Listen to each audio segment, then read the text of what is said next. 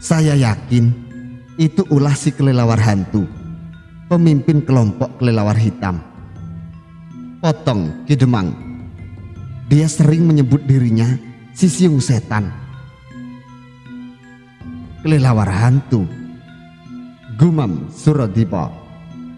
Tapi apakah mungkin si keparat Ronotikusilo itu menyamar menjadi si siung setan yang tadi aku temui? Tanya Suradipa dalam hatinya kepada dirinya sendiri. Ki Demang memperhatikan perubahan ekspresi wajah dan sorot mata Suradipa yang kini memancarkan api dendam. Kenapa? Suradipa menghela nafas. Ia menjawab dengan suara ditekan karena menahan kegeraman di hatinya yang teringat pada dendam lamanya yang belum berhasil ia tuntaskan.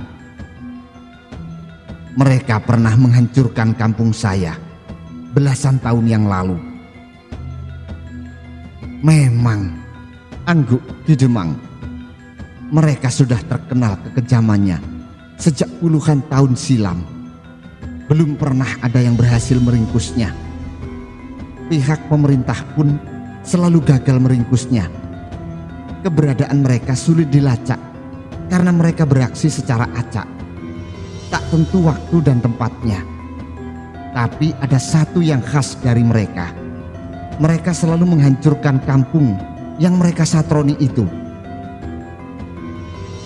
Suradipa terdiam sambil menatap langit-langit ruangan itu. Matanya menerawang jauh ke masa belasan tahun silam, ketika keluarganya dibantai oleh Ki Ronotikusilo alias si kelelawar hantu yang merupakan kakak seperguruannya sendiri. Dari anak buah Ki Rono yang disebut kelompok kelelawar hitam.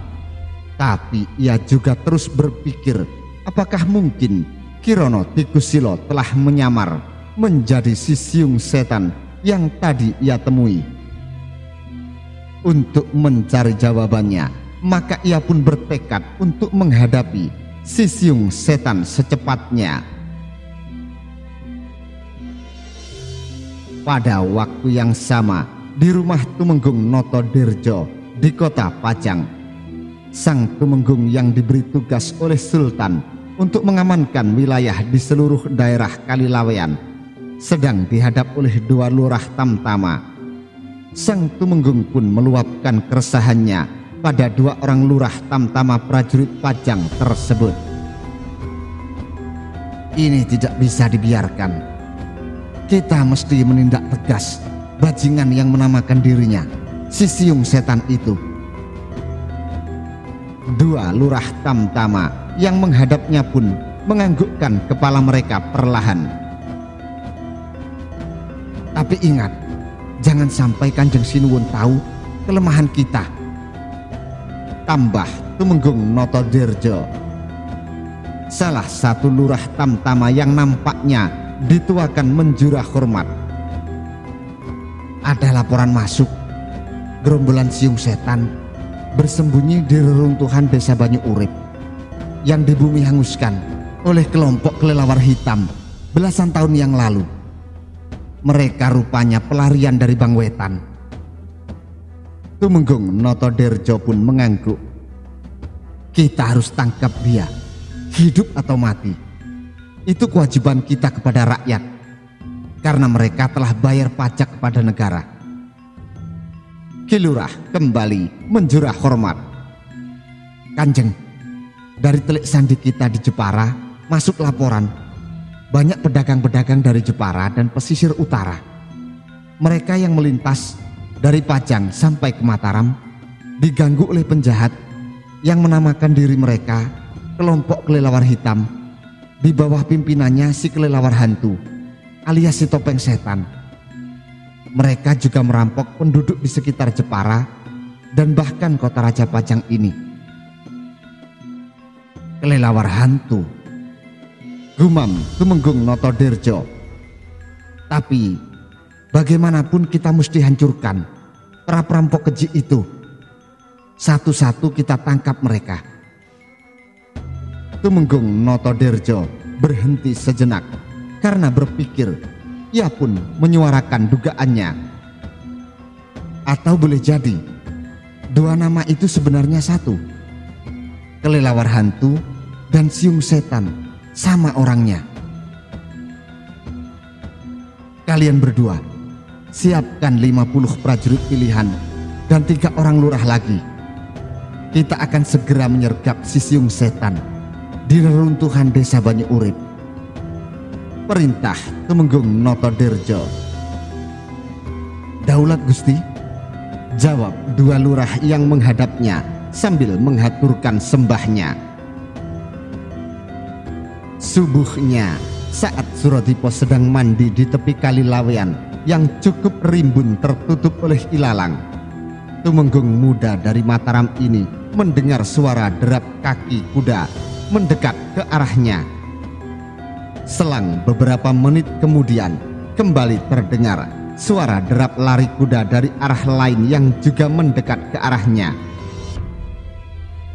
Suradipo pun langsung menyudahi acara mandinya, lalu melompat ke atas sebuah cabang pohon yang sangat rimbun untuk melihat siapa yang datang ke tempatnya tadi mandi.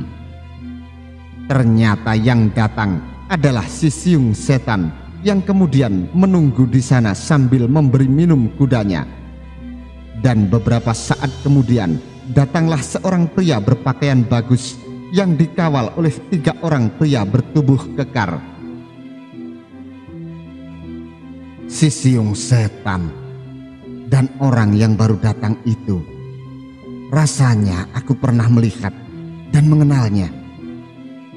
Gumam Suradipo dalam hatinya sambil berusaha mengingat-ingat pria berpakaian bagus yang baru saja datang ke sana. Sementara itu di bawah, pria berpakaian bagus itu terlihat memulai percakapannya dengan si siung setan. Percakapan itu nampaknya bersifat sangat rahasia sehingga dilakukan di tempat tersembunyi seperti ini. Ada apakah Tuan memanggil saya kemari? Tentu ada sesuatu yang sangat penting, bukan? Tanya si siung setan. Tuan, si siung setan memanggil orang ini Tuan? Tanya Suradipo dalam hatinya. Ya, aku hendak memberi kabar bahwa Tumenggung Notodirjo akan memimpin langsung pasukannya untuk menangkapmu kali ini, jawab si pria berpakaian bagus itu. Ah, iya, aku ingat. Dia Tumenggung Adiloyo dari Pajang. Rupanya dia dalang di balik pergerakan si siung setan, pikir Suradipo yang akhirnya ingat pada sosok pria berpakaian bagus tersebut. Suradipo agak sulit mengingatnya karena perannya sewaktu membela Pangeran Benowo tidak menonjol. Bahkan Tumenggung Adiloyo adalah tipe orang yang selalu mencari aman dengan menjilat ke sana kemari. Pantaslah ia jarang dipakai jasanya oleh Pangeran Benowo maupun oleh Patih Mancanegoro. Tuan Tumenggung tenang saja. Saya bisa membereskan mereka semua dengan mudah, jawab siung setan. Namun dengan banyaknya korban pasukan Pajang, termasuk seorang Tumenggung seperti si Notodirjo, pasti akan mengundang kemurkaan Sultan baru itu, sahut Tumenggung Adiloyo. Apa yang harus saya lakukan pada semua pasukan itu? Tanya siung setan. Bereskan saja mereka semuanya dengan bersih. Jangan sisakan satu orang pun hidup. Ingat, jangan sampai tujuanku untuk menjadi patih di Pajang menggantikan si tua bangka Mancanegoro itu gagal. Setelah aku berhasil menjadi patih, kau akan kuberi kedudukan mulia di Pajang, tegas Tumenggung Adiloyo. Lalu, apa yang harus saya lakukan setelah membereskan mereka semua? tanya si siung setan. Setelah membereskan mereka semua, kamu berhentilah dulu beraksi. Temui aku di hutan Goa Cadas Ngampar di Gunung Kendeng. Di sana kita akan membicarakan langkah kita selanjutnya. Pungkas Tumenggung Adiloyo. Namun si siung setan tidak menjawab. Dia malah menatap ke atas sebuah cabang pohon yang tinggi lagi rimbun yang berada di dekat mereka. Siapa di sana? Bentaknya menggema dan menggetarkan seantero tempat itu. Aku ketahuan. Hebat juga bajingan tengik ini, maki Suradipo. Suradipo lalu membuka bajunya, lalu dengan bajunya ia menutupi wajahnya. Bangsat! Bentak siung setan yang mendapati si pengintip tidak menjawabnya. Dia pun mengebutkan tangan kanannya. Serangkum angin deras yang amat dingin menyambar ke atas cabang pohon yang rimbun tersebut. Saat sosok bayangan berkelebat dari atas cabang pohon yang tinggi dan rimbun itu, bagian atas pohon tua yang rimbun itu hancur berantakan, terkena pukulan jarak jauh si siung setan. Namun orang yang diserangnya keburu melesat jauh dan langsung tancap gas melarikan diri. Suradipo menggunakan ajian Tatar Bayu sehingga langkah seribunya sangat cepat dan sulit diikuti oleh mata, apalagi dikejar oleh si siung setan dan Tumenggung Adiloyo serta para pengawalnya. Setan, siapa itu? Geram siung setan yang menatap ke arah lenyapnya Suradipo. Kalau itu Telek Sandi Tumenggung Notodirjo, kita akan mendapati kesulitan, keluh Tumenggung Adiloyo. Justru malah bagus kalau dia Telek Sandi Tumenggung Notodirjo. Akan aku habisi dia sekalian nanti. Tuan tidak usah khawatir. Semua pekerjaan saya pasti beres, tegas si siung setan. Suradipo menghentikan larinya ketika ia memasuki batas desa. Kemudian seolah tak terjadi apa-apa pada dirinya, ia pun melangkah menuju ke kedai makan tempat tadi malam ia mengisi perutnya. Kalau dipikir, sepertinya si tuan saudagar juga cukup mencurigakan. Mengapa ia nekat bermalam di desa ini meskipun tahu harta dan nyawanya terancam oleh si siung setan? Mengapa ia sangat ngebet ingin menyewaku untuk menumpas si siung setan? Baiknya aku selidiki saudagar itu lebih jauh, pikir Suradipo. Suradipo lalu masuk ke dalam kedai dan memesan makanan.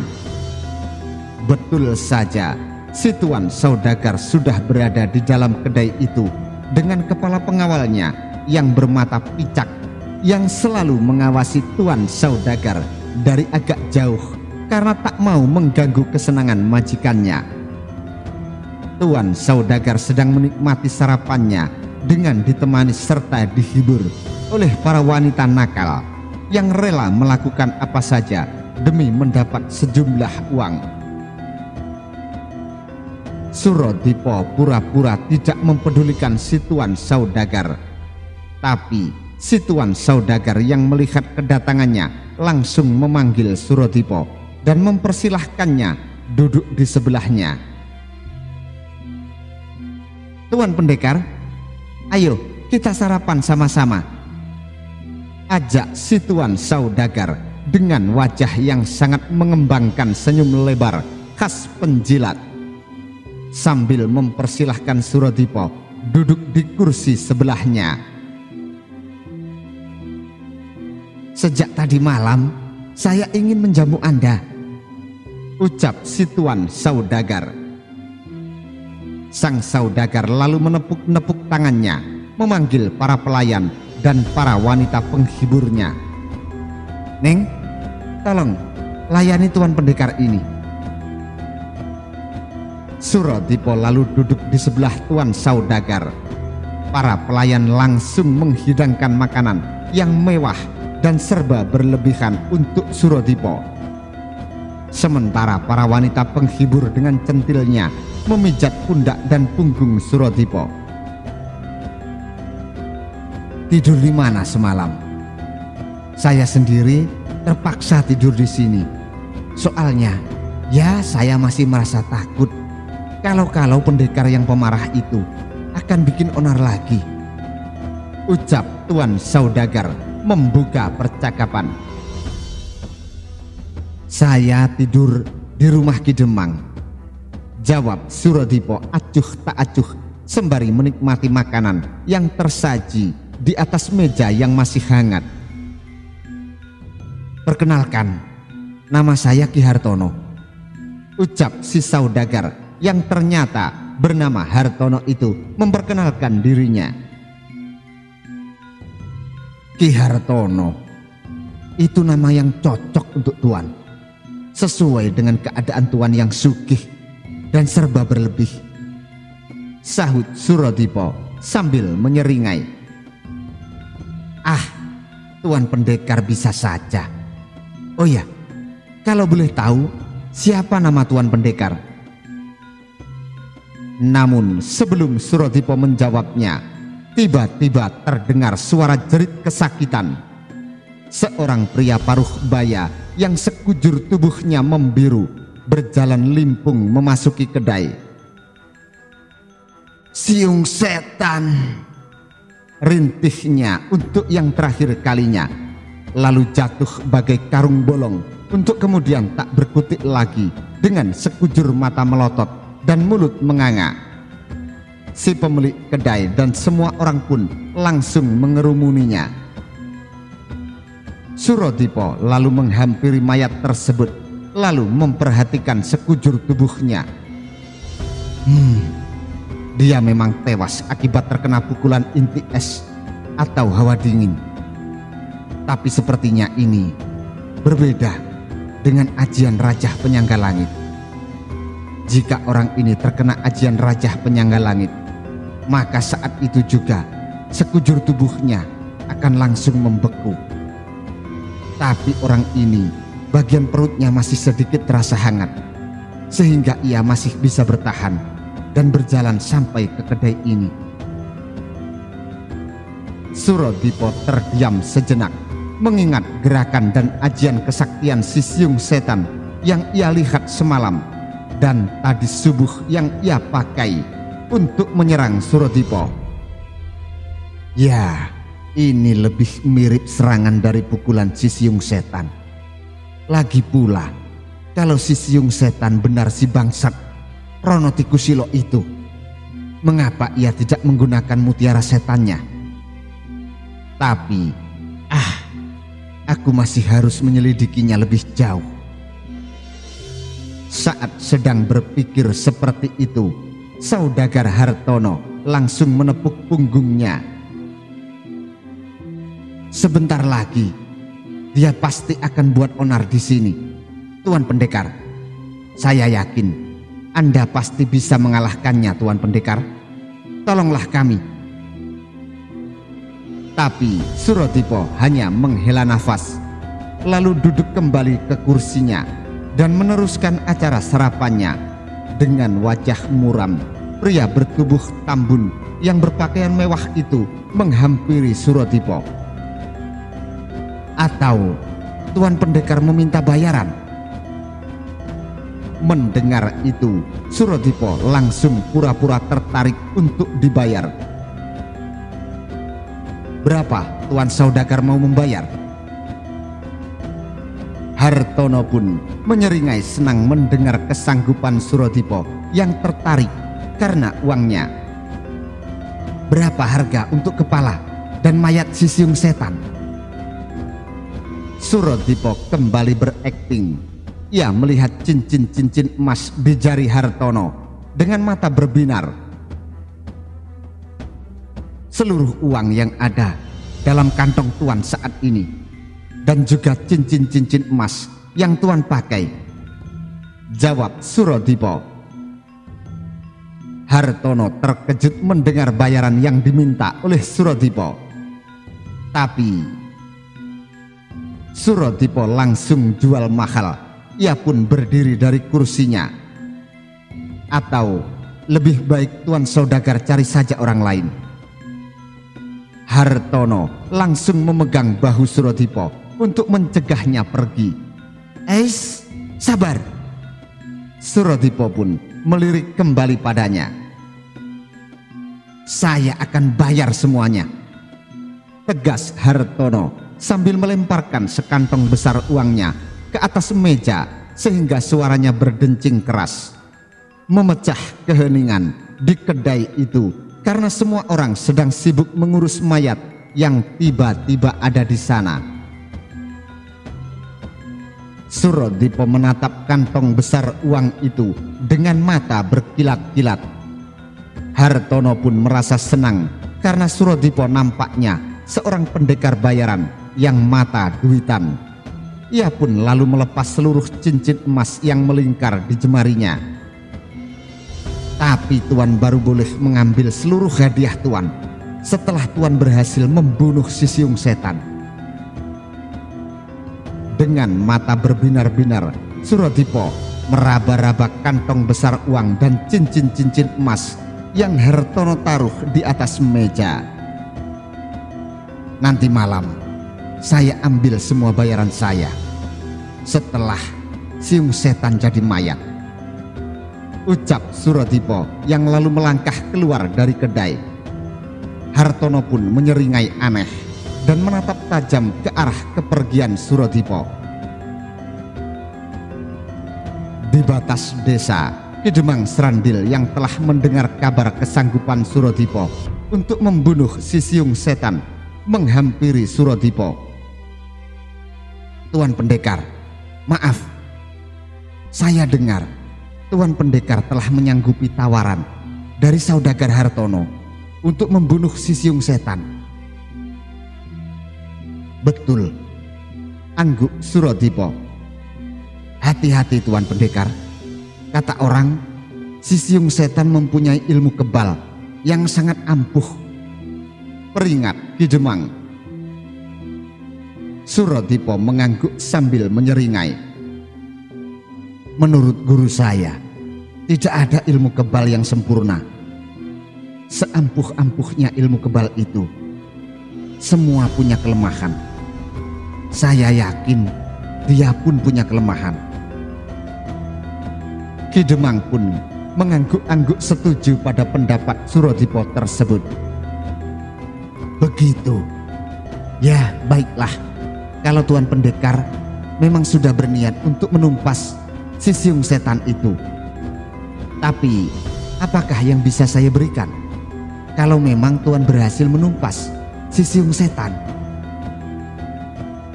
Suradipa yang sebenarnya memang tidak tertarik pada upah untuk membunuh si siung setan pun menyeringai mendapati pertanyaan dari Ki Demang, karena tujuan sebenarnya ia menyanggupi tawaran untuk membunuh si siung setan adalah untuk menyelidiki saudagar Hartono yang misterius dan mencurigakan tersebut.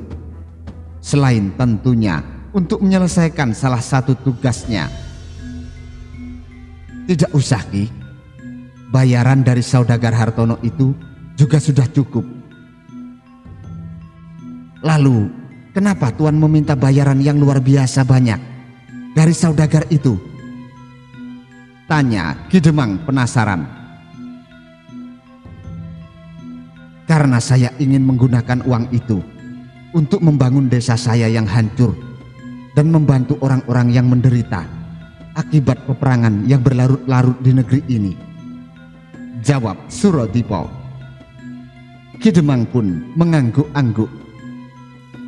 "Tapi jika Ki Demang memang mau membantu saya hanya mau mengajukan satu pertanyaan saja," ucap Suradipa. "Apakah Ki Demang tahu di mana si siung setan berada sekarang?" Menurut saksi mata yang melihat ia membunuh Suratman, pria yang tadi Tuan lihat mati di kedai. Suratman tewas ketika ia sedang berada di sekitar reruntuhan desa Banyu Urip, tepatnya dekat bekas rumah Ki Margoloyo, si siluman serigala kelabu yang tewas belasan tahun yang lalu. Jadi kemungkinan ia masih berada di sana. Jelas Ki Demang. Surodipo terdiam sejenak setelah mendengar jawaban dari Ki Demang tentang tempat keberadaan si siung setan yang berada di sekitar reruntuhan desa Banyu Urip, di bekas rumah Ki Margoloyo, mantan calon bapak mertuanya. Tapi lalu ia buru-buru menyahkan pikiran-pikiran masa lalu yang mengganggunya tersebut. Ia pun berkata, "Baik, terima kasih Ki. Saya akan segera ke sana." "Apakah Tuan Pendekar tahu tempat itu?" tanya Ki Demang. "Tahu," jawab singkat Surodipo sambil berkelebat meninggalkan Ki Demang yang keheranan karena penasaran mengapa Surodipo bisa tahu letak bekas rumah Ki Margoloyo di reruntuhan desa Banyu Urip itu. Tapi Ki Demang lebih penasaran pada hasil akhir duel antara Surodipo yang akan menantang siung setan dalam duel sampai mati. Maka ia pun segera menaiki kudanya dan memacunya ke arah perginya Surodipo. Di bekas rumah Ki Margoloyo di reruntuhan desa Banyu Urip, puluhan prajurit pilihan Pajang dari Kesatuan Katumenggungan Notodirjan nampak mengepung puing rumah itu dengan senjata lengkap yang sudah dihunus. Tumenggung Notodirjo sendiri yang memimpin pengepungan tersebut nampak sudah bersiap dengan keris pusaka. Ia lalu berteriak lantang dengan mengerahkan tenaga dalamnya, "Gerombolan siung setan, lebih baik kalian menyerah. Tempat ini sudah dikepung," teriak sang Tumenggung.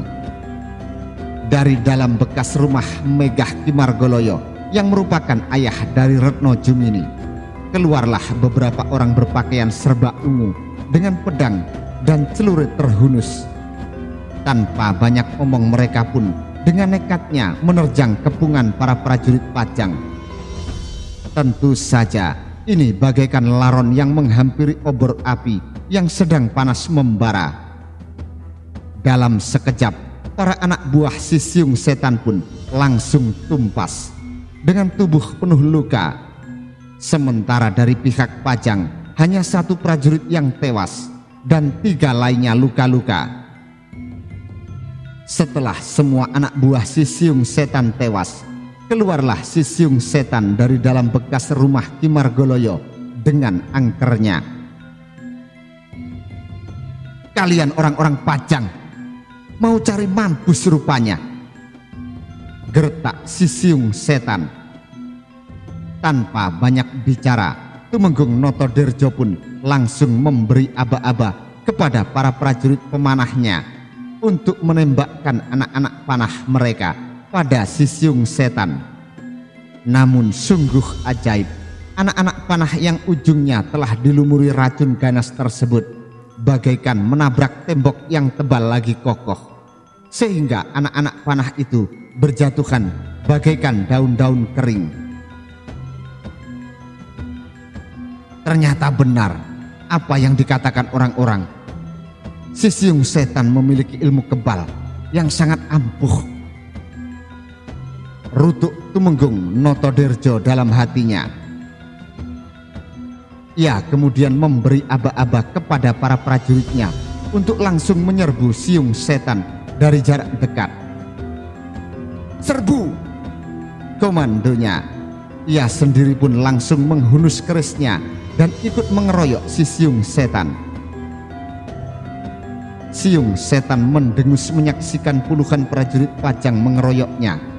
Ia pun mengeluarkan tasbih saktinya, lalu mengebut-ngebutkannya. Menderulah angin badai yang amat dingin menerpa para prajurit Pajang yang mengeroyoknya. Nampaknya Tak salah jika Tumenggung Adiloyo sangat mempercayai si siung setan sebagai pelaksana dari rencana busuknya, yakni membuat keonaran di mana-mana demi menggoyahkan kestabilan pemerintahan Sultan Prabu Wijaya. Dengan bersenjatakan tasbih pusakanya, ia berhasil menghabisi seluruh prajurit Pajang yang mengeroyoknya dalam sekejap. Bahkan Tumenggung Notodirjo tewas dengan sangat mengenaskan. Ia tewas dengan kepala pecah terkena letusan tasbih pusaka si siung setan. Namun baru saja manusia berhati iblis ini menghela nafas lega setelah berhasil menghabisi seluruh prajurit Pajang beserta pemimpinnya. Ia mendengar suara tiupan seruling bambu yang mengalun membawakan lagu sendu mendayu-dayu, namun mempunyai daya magis yang sangat luar biasa. Meskipun suara seruling itu tak sampai mempengaruhi kondisi raga dirinya, namun tak pelak suara seruling itu menggetarkan jiwanya jua. Siung setan mengedarkan pandangannya ke sekelilingnya. Ia pun mendapati kedatangan seorang pria gondrong yang berpakaian seperti gembel, yang masih baru, yang sedang memainkan serulingnya menghampiri halaman rumah kosong tersebut. Pria itu tak lain adalah Suradipa.